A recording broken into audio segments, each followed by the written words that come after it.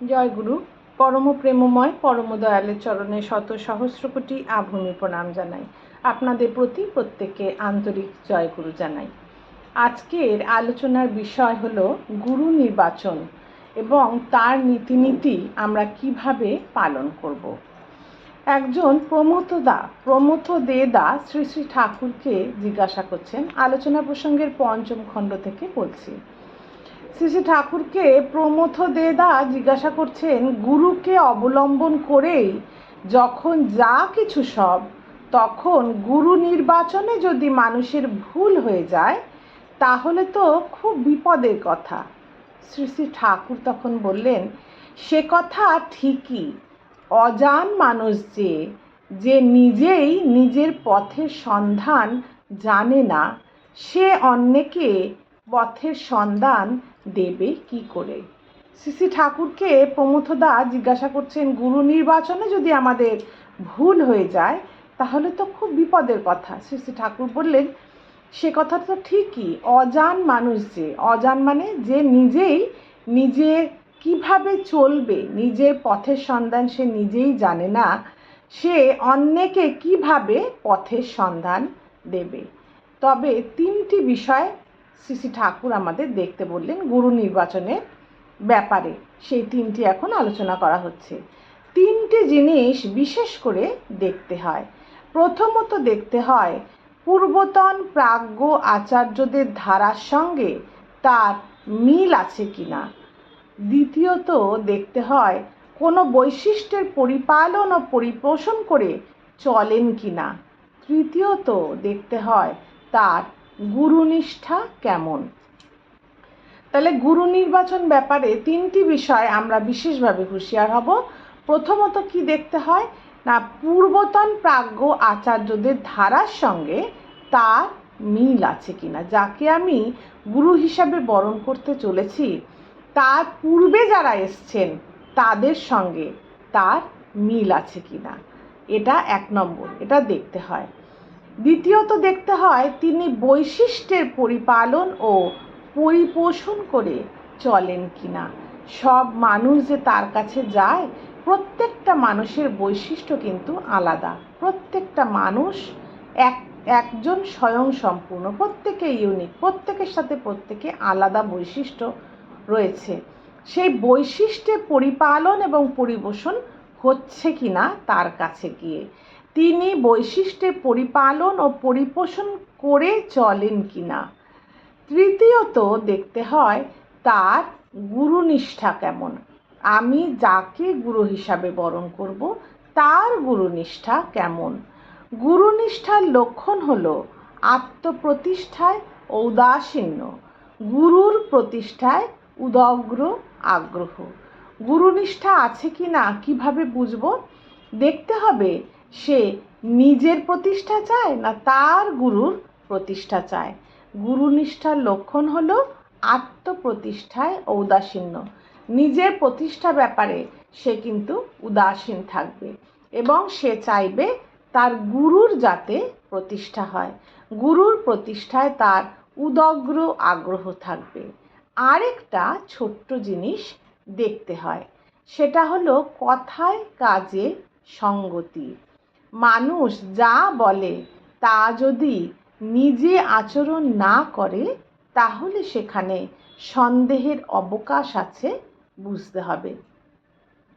তাহলে গুরু যিনি, তার আরেকটা জিনিস হলো তিনি যা বলেন তাই করেন কিনা, তার কথায় এবং কাজে সঙ্গতি আছে কিনা। সেটি যদি না থাকে তাহলে সেখানে সন্দেহের অবকাশ আছে।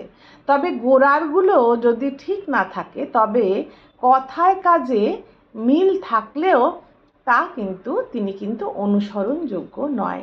প্রথম তিনটে যেই বৈশিষ্ট্য দয়াল বললেন সেইগুলো যদি ঠিক না থাকে তাহলে কথায় কাজে মিল থাকলেও তিনি কিন্তু অনুসরণযোগ্য নন। এরপর অতুল রায় দা শ্রী শ্রী ঠাকুরকে জিজ্ঞাসা করলেন, আমরা যা বুঝি আমাদের চলন অনুযায়ী নিয়ন্ত্রিত না হয়ে ভিন্ন পথে চলে কেন। বললেন যে আমরা যা বুঝি, কি জিজ্ঞাসা করলেন, আমরা একটা জিনিস বুঝলাম কিন্তু আমাদের চলন তদ অনুযায়ী নিয়ন্ত্রিত না হয়ে আমরা যেটা বুঝলাম সেই অনুযায়ী আমাদের চলনটা নিয়ন্ত্রিত হয় না। আমরা যা বুঝলাম সেই অনুযায়ী আমাদের চলন নিয়ন্ত্রিত না হয়ে ভিন্ন পথে চলে কেন? আপনার নীতিগুলি সত্য বলে বুঝি, কিন্তু চলনের ভেতর দিয়ে ফুটিয়ে তুলতে পারি না। ঠাকুরের কাছে জিজ্ঞাসা যে আপনার নীতিগুলো তো অভ্রান্ত, সত্য সেটি বুঝি, কিন্তু আমাদের চলনের ভেতর দিয়ে সেই নীতিগুলিকে আমরা কেন ফুটিয়ে তুলতে পারি না? দয়াল আমার উত্তর দিলেন, অভ্যাসের অসাধারণ শক্তি, তাই আমাদের চালিয়ে নিয়ে বেড়ায়। মানে অভ্যাসের অসাধারণ শক্তি, তাই আমাদের চালিয়ে নিয়ে বেড়ায়। সেই জন্য যা সত্য বলে বোঝো, এক্সারসাইজ বা অভ্যাসের ভেতর দিয়ে তাকে হ্যাবিট বা অভ্যাস করে ফেলা লাগে। যেটা আমরা সত্য বলে বুঝলাম সেটাই আমরা ক্রমাগত অভ্যাস করব। এই অভ্যাসের ভেতর দিয়ে সেটা আমাদের হ্যাবিট হয়ে উঠবে। কেষ্টদার কাছে শুনেছিলাম একজন লোক নাকি বহুদিন সৈন্য বিভাগে কাজ করেছিল। বহু বছর ধরে ড্রিল করার তার এমন অভ্যাস হয়ে গিয়েছিল যে অ্যাটেনশন বললেই সে সেই ভঙ্গিতে না দাঁড়িয়ে পারত না। সৈন্য বিভাগে কাজ ছেড়ে দেওয়ার পরও তার ওই অভ্যাস যায়নি। হয়তো মাথায় দুধের হাঁড়ি নিয়ে যাচ্ছে, কোনো দুষ্টু ছেলে হঠাৎ বলল অ্যাটেনশন, অমনি সে হাত টান টান করে সোজা হয়ে দাঁড়াতে বাধ্য। কোথাকার দুধ কোথায় গেল? একটি খুব সুন্দর উদাহরণ দিয়ে শ্রী ঠাকুর বললেন যে অভ্যাসের অসাধারণ শক্তি, এটা বোঝাতে গিয়ে তিনি একটি গল্প বললেন কেষ্টদার কাছে তিনি শুনেছিলেন কোনো একজন লোক সৈন্য বিভাগে কাজ করেন এবং বহু বছর ধরে ড্রিল করার তার অভ্যাস, তাই অ্যাটেনশন কথাটি শুনলেই সেই ভঙ্গিতে না দাঁড়িয়ে সে পারে না। কোনো একটি দুষ্টু ছেলে হয়তো সে যখন দুধের হাঁড়ি মাথায় নিয়ে যাচ্ছে তখন হঠাৎ অ্যাটেনশন বলতো এবং সে তখন সেই ভঙ্গিতে হাত টান টান করে সোজা হয়ে দাঁড়াতো এবং দুধের হাঁড়ি মাথার থেকে পড়ে যেত।